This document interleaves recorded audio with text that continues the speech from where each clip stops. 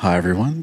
Thanks for coming out for this. I'm really excited, truly honored to be here with Robert Hood and AJ and to talk about some techno and art. Yeah. Wow, thank you. Yeah, it's my pleasure. Glad to be here. Yeah. Yeah. All right. Ooh. Yeah, let's jump into this. So maybe before we talk a bit, let's watch a bit of Apex, the video that I guess got all this started. And then we'll maybe talk a little bit about it afterwards. All right. Okay.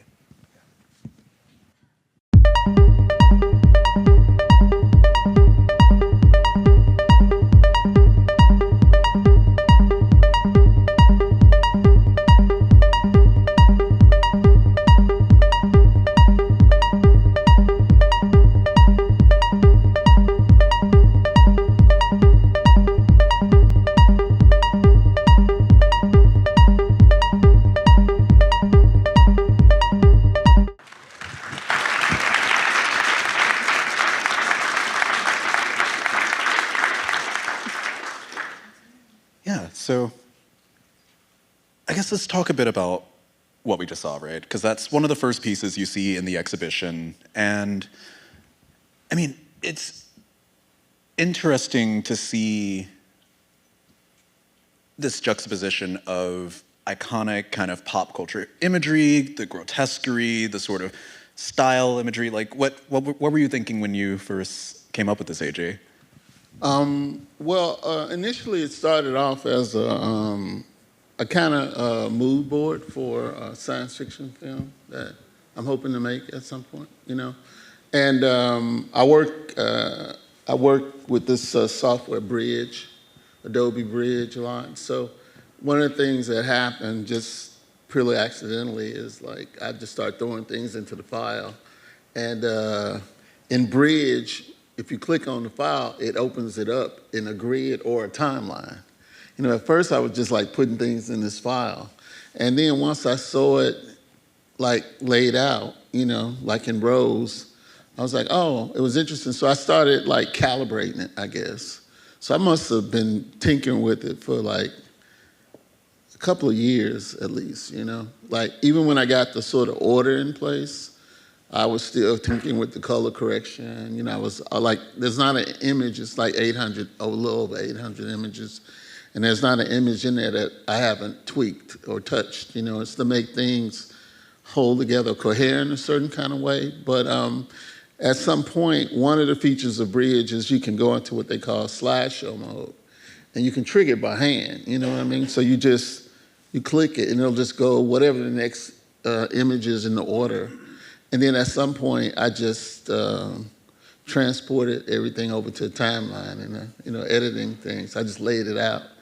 And, you know, and then we were listening to Internal Empire a lot, me and my good friend Malik Saeed, and we just laid the music down. It wasn't so overthought or anything like that. And we were like, wow, this is kind of incredible, you know? And this is prior to me being in the art world or anything like that. This was just it was sort of like an internal document just for us so that we could think about the film in a certain kind of way. It wasn't really intended to be exhibited or anything. And a couple of years later, so this is maybe 2013 maybe, around 2013. And a few years later I did Love is the Message show with Gavin Brown. Came out, and then at some point he said, I got a lot of stuff. He's like, you got anything else? I was like, yeah, I got a lot of things. And I showed him that, and his initial reaction was he didn't react at all. He just sort of looked away, and then a few days later he said, hey, that thing you showed me, we should show that at Basel, Art Basel. So, which I didn't, honestly, I knew Art Basel was, obviously, but I didn't understand. It was in a special section called Art Unlimited where they present a single work. So I didn't fully comprehend, you know, everything that was going down basically.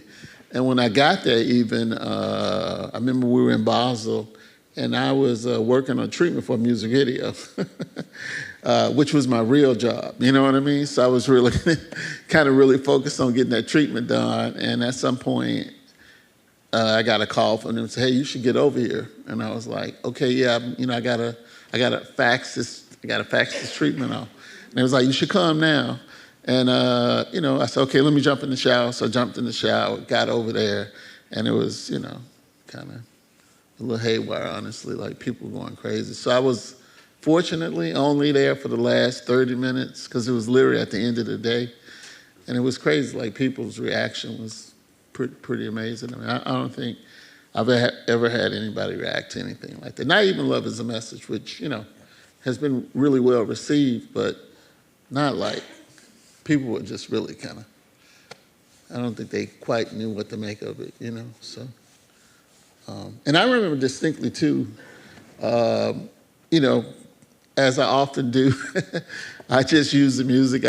Because I wasn't really planning to do anything with it per se. And then afterwards, I was like, we need to get in touch with Robert Hood. And we were trying to track you down for a second. And we finally got in touch with you through Tresor, I guess. They were doing Dimitri. Dimitri, right, Dimitri exactly. Hedgeman at Tresor. Exactly, Yeah. exactly. And I remember distinctly, being very, I wouldn't call it worried so much, but I was definitely like, what does he think? What does he think? What does he think? And they were like, oh, yeah, man. They said he stood there and watched it. And he said, yeah, I remember they said you said something like it was like an out-of-body experience or something. You were like, Well, no, I cried. I teared up, and I was speechless. And I stood there and I watched, and I saw all the imagery, and that piece captured exactly what I was feeling when I made it. which is scary, actually. Because that summer I was supposed to go on tour between July and September and be in Europe for the whole summer. I canceled the whole tour because I just wanted to work on music. I wanted to do a follow-up album to Minimal Nation. And so in order to do that, I had to be in a certain space in my head. So I set up my equipment in my living room, no furniture, just equipment on the floor, where I could sit on the floor and work and look out the window and watch the world go by. So I'm watching my neighbors, elderly people, kids playing, guys riding up and down the streets, blasting hip hop, just watching and observing what I'm seeing. People getting into fights, the beauty, the ugliness, the sorrow that I'm seeing. I'm hearing about a neighbor of mine, somebody broke into her house and stabbed her and killed her. The reality, the stark reality that I wanted to grab and put into the music. And so the images that I saw, I'm surprised he didn't tell me. I stood there and cried. I didn't say a word. And then I had to go into another room and just get myself together because I couldn't imagine seeing something so visually capturing my sonic ideas, and you captured it. I mean, this is also 20 years after you made the record, right? Like when you saw this video. Right. So it's actually kind of like this reverie, right? Like you're kind of being taken back to this space at the same time. And I saw it in Berlin, where I was working very heavily with Tresor and Dimitri, and so it was just full circle. Yeah. And I mean, Art Basel also is a very just like fascinating context for all of this because I mean, Basel, Switzerland is also the origins of the art world. It's the origins of like LSD and a lot of the things that started this kind of I'll say a kind of modern Black European connection because you mentioned Dimitri and Tresor as this kind of mediator. Right. I think maybe before we jump into this, it may be nice to show the image of, or the video of underground resistance playing in Vienna in 1992, because this is the beginning of it all. Yeah, that would be a good segue Yeah. into that, yeah. Okay.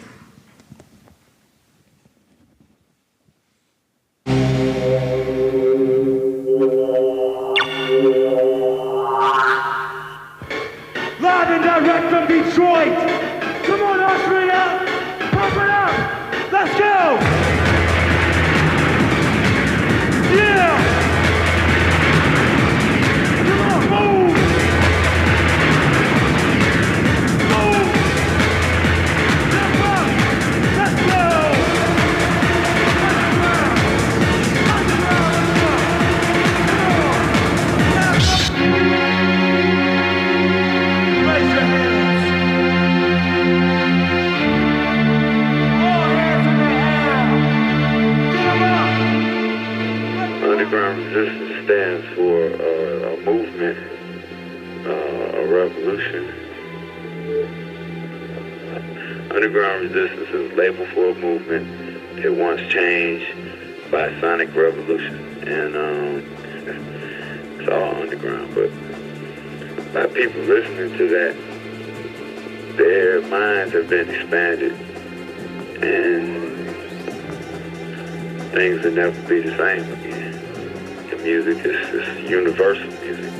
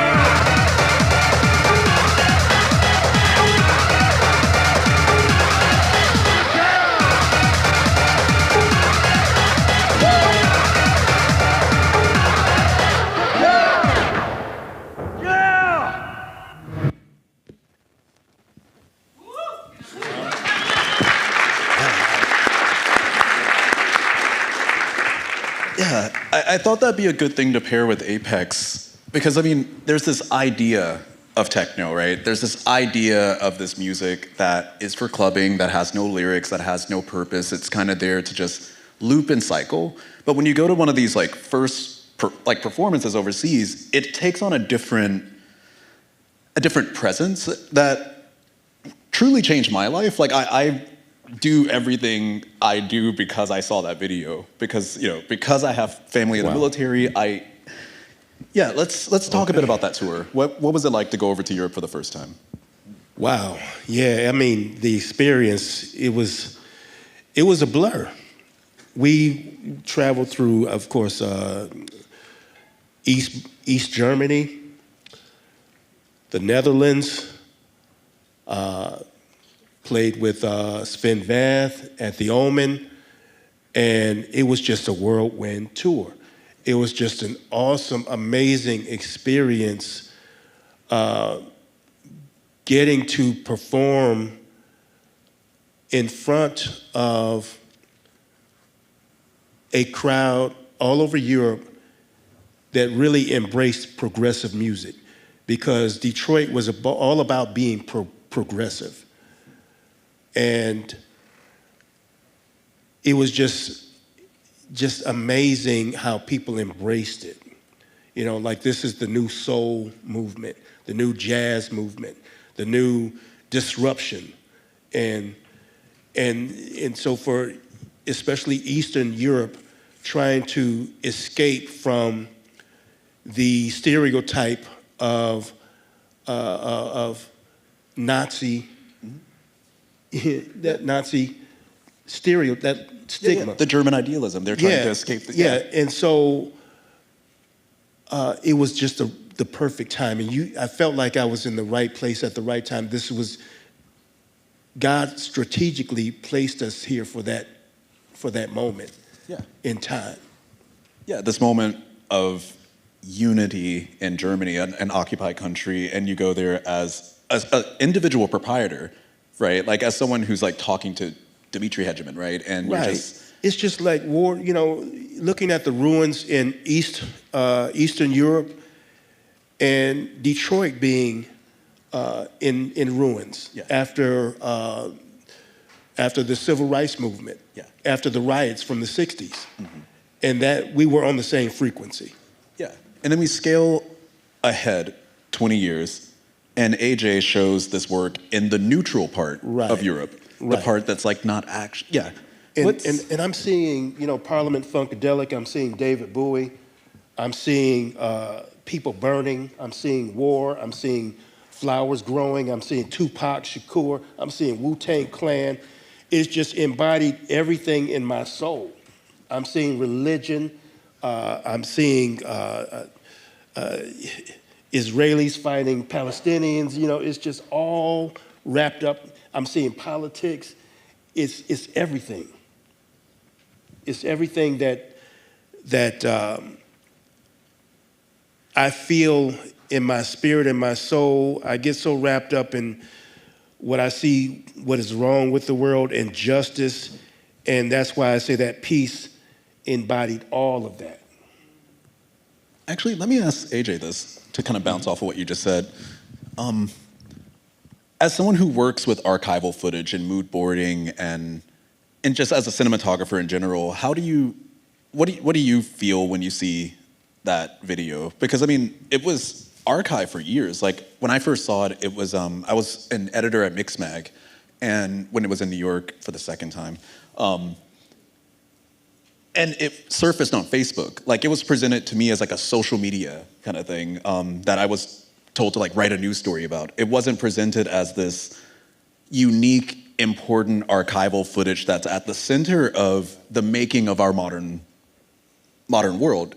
What significance do you get I from mean, it? I have to say, I'm always a little resistant when I hear people say archival, because I just think in the art context, it has all these connotations and stuff. And I've said this 1,000 times, but like, I mean, it wouldn't have been possible to make something like Apex like prior to like YouTube and things like that, just because, you know, like classically speaking, when you say an archive, it's structured a certain kind of way, meaning somebody decides what goes into it.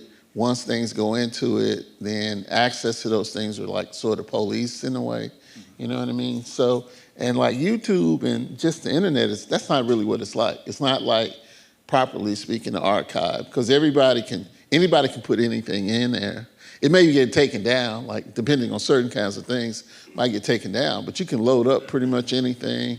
And once it's there, first of all, oftentimes things will disappear.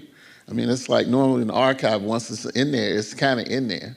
The whole point of a classic archive is to preserve things. So I think like YouTube and these internet repositories are really something else. They're a lot more volatile than an archive. And the way I always thought about it, honestly, and I've sort of said this before as well, is like, you know, like anybody knows anything about my interest knows that I'm so interested in Black music. Like Black music is like central to me in terms, it's not the only thing I think about, but by and large, it touches on almost everything that I do.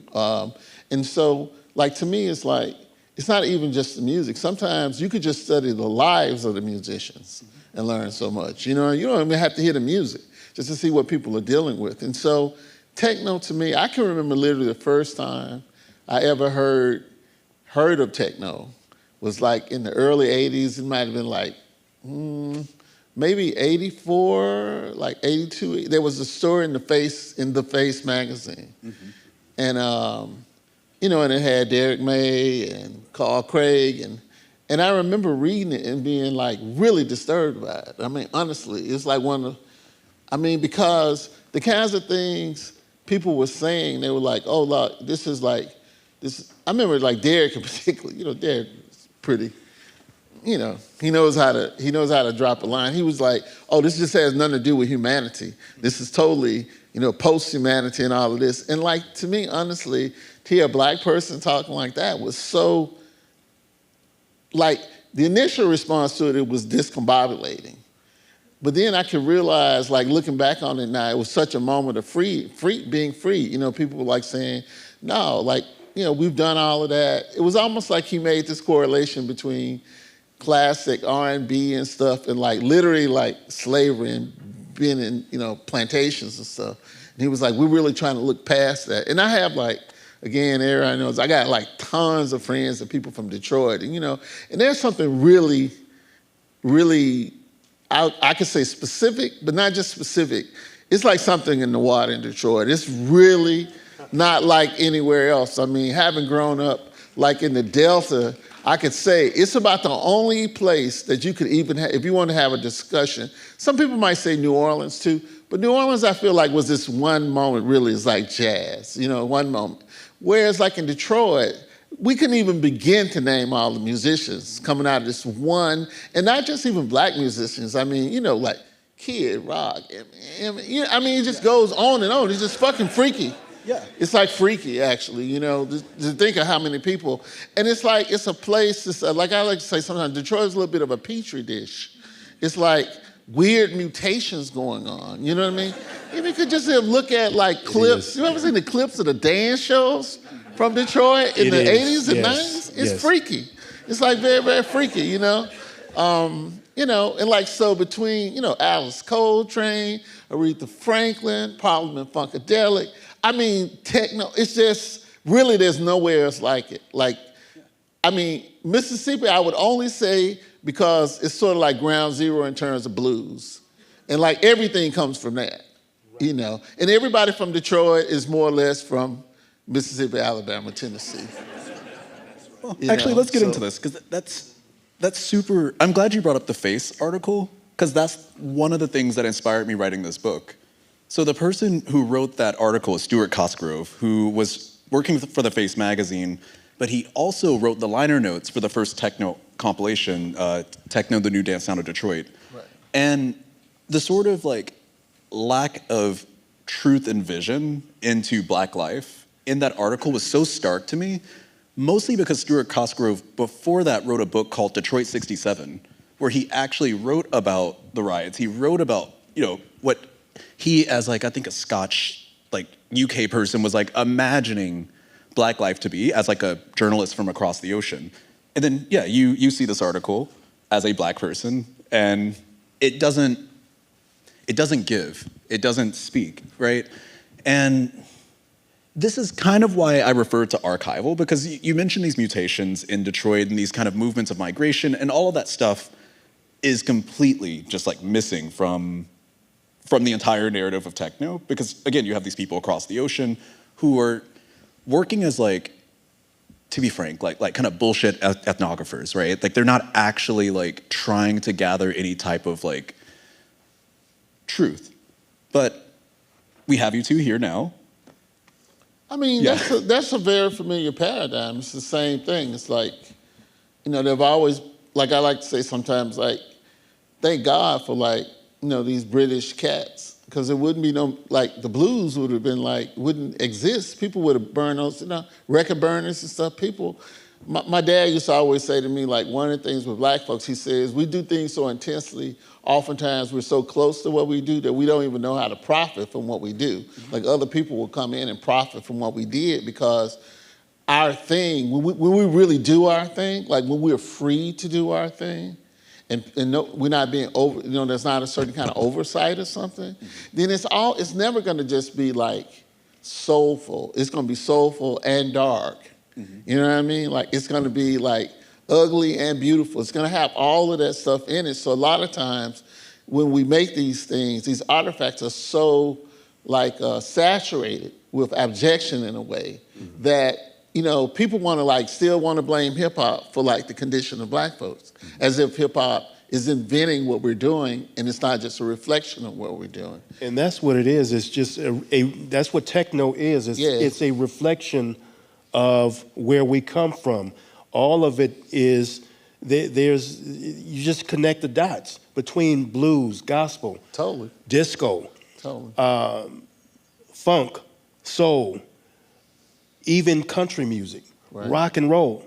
It's all connected. But in techno is a reflection of all of that, even to the African drum. Yeah. Absolutely. And so which is the beginning of all of it. Yeah. Yeah. I mean, I started, I just want to say, add one more thing to that. It's like I started going to Berlin like in the like mid-90s, you know what I mean? And a couple of things struck me. Like, first of all, it became very clear that techno was the soundtrack of contemporary Europe. It wasn't whatever they were playing on the radio. It was definitely techno. You know, it captured, like before the wall came down even, it captured like the sort of anarchic impulse of the moment, and like you could tell like things were like shaking apart. Like you could feel it in the music. Right. And so the thing is like it is true and it's fundamental what you're saying about it is our lives, but this is the thing, it's like the question I always ask myself being in Berlin, because I was amazed when I got there, because I started hearing like Basic Channel and stuff like that, and I was like, wow, this is really deep that this music has taken root. It was like techno, like jazz, and differently from hip hop and say R&B because they have language in it, but because techno and jazz, you know, the English language is not in the middle of it. It's almost like Buddhism or something. Like if you see Buddhism, there's a, like Zen Buddhism, Tibetan Buddhism, it really does evolve to reflect the character of the people who embrace it as a practice, let's say. And it's some about techno, it has that ability too to shift, still be itself. It's like almost like a topological thing. It can still shift and still be itself. And so I ask myself, like, why are all these people, why are they interested in black music?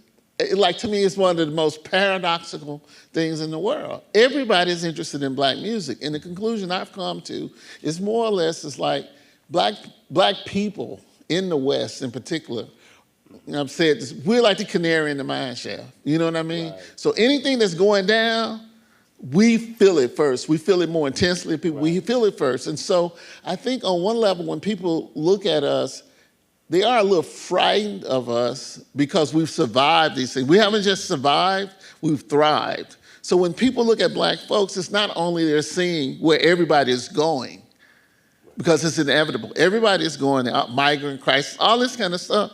We've been there for several hundred years, and we've continued to exist and thrive and stuff. So I think people are fascinated by the music because the music does capture something that's fundamental to, you know, it's not even late stage capitalism. Wherever we are now, whatever the moment is now, it's in the music, so everybody feels it. Yes. You know, everybody feels it. So absolutely. Yeah.